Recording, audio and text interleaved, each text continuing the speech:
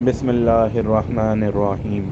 حضرت ابو ہریرہ رضی اللہ تعالی عنہ اور حضرت ابو سعید رضی اللہ تعالی عنہ نے کہا، رسول اللہ صلی اللہ علیہ وآلہ وسلم نے ایک دن ہمیں خطبہ ارشاد فرماتے ہوئے 3 دفعہ فرمایا، قسم ہے اس ذات کی جس کے ہاتھ میں میری جان ہے۔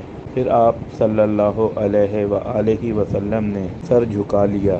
ہم میں سے ہر شخص بھی سر جھکا کر رونے لگا۔ ہم نہیں جانتے تھے کہ آپ صلی اللہ علیہ وآلہ وسلم نے کس چیز پر قسم کھائی ہے۔ پھر آپ صلی اللہ علیہ وآلہ وسلم نے سر مبارک اٹھایا تو چہرے میں خوشی کے آثار تھے، اور آپ صلی اللہ علیہ وآلہ وسلم کی خوشی ہمارے لیے سرخ اونٹوں سے بھی زیادہ محبوب تھی۔ پھر آپ صلی اللہ علیہ وآلہ وسلم نے فرمایا، جو شخص 5 فرض نمازیں پڑھے اور رمضان کے روزے رکھے، زکوٰۃ ادا کرے اور 7 کبیرہ گناہوں سے پرہیز کرے، اس کے لیے جنت کے سب دروازے کھول دیے جائیں گے اور اسے کہا جائے گا، سلامتی کے ساتھ جنت میں داخل ہو جا۔ سنن نسائی 2440۔